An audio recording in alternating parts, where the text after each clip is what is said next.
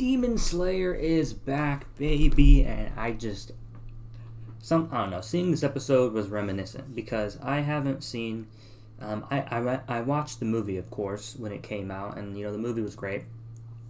But as far as like season one, it's been almost 2 years since Demon Slayer has aired an episode, I believe, because it's 2021, and I believe the last episode for season one aired in 2019 before they announced the production of the movie to be released in 2020. But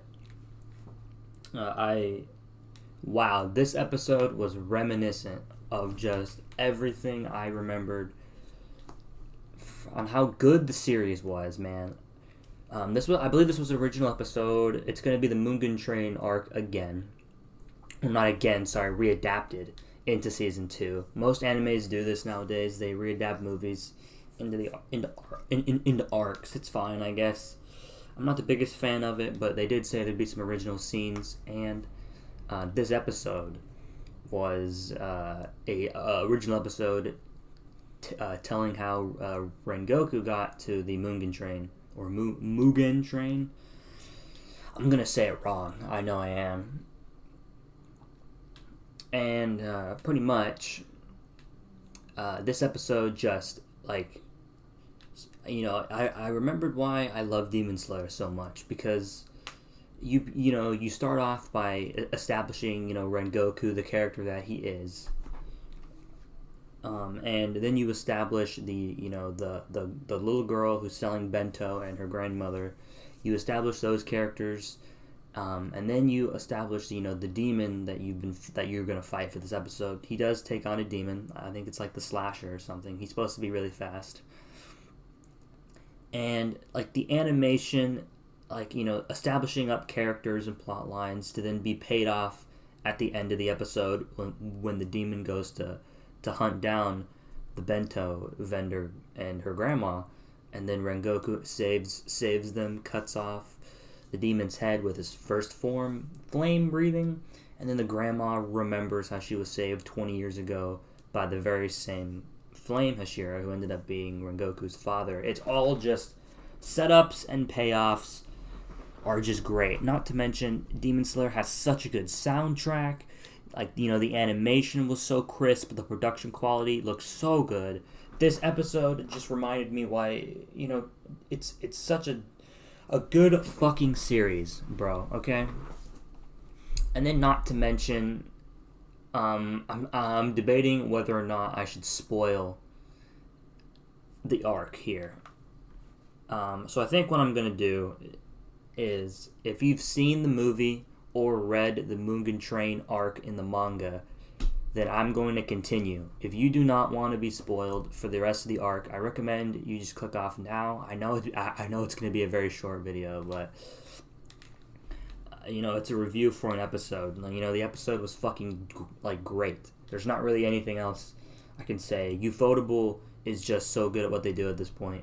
But click off now, and I'm going to go into spoilers for the arc. But if you've seen the movie, you kind of already know how everything's going to play out. And they set up the movie at the end with the bento vendor. She's selling stuff to people, and then you see that Inosuke is amazed by the train, and you see Zenitsu trying to, contain him because he feels embarrassed. So that sets up kind of the season 1 ending right there. So that was a cool little parallel, I thought. But it's inevitably very sad, the interaction where the bento vendor, I'm just going to call her the little girl and her grandma, end up giving bento to Rengoku before he gets on the Mugen Train. And they say, please come by next time you're in the area. And then he says, I'll make sure to tell my father about you. Because if you know the arc and you've seen the movie, you do know that Rengoku unfortunately doesn't make it home.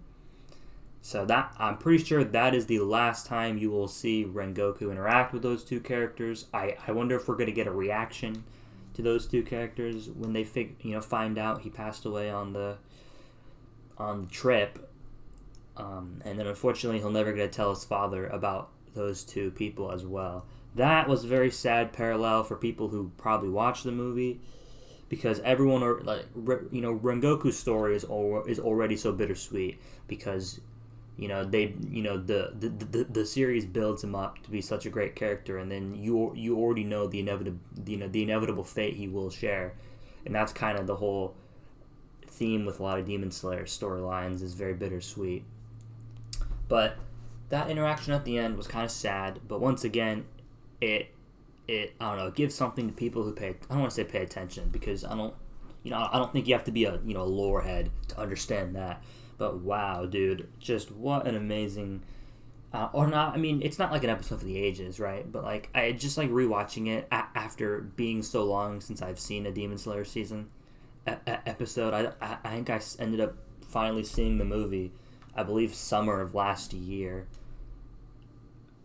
It's good to come back to a series that has such high production quality and such great soundtrack.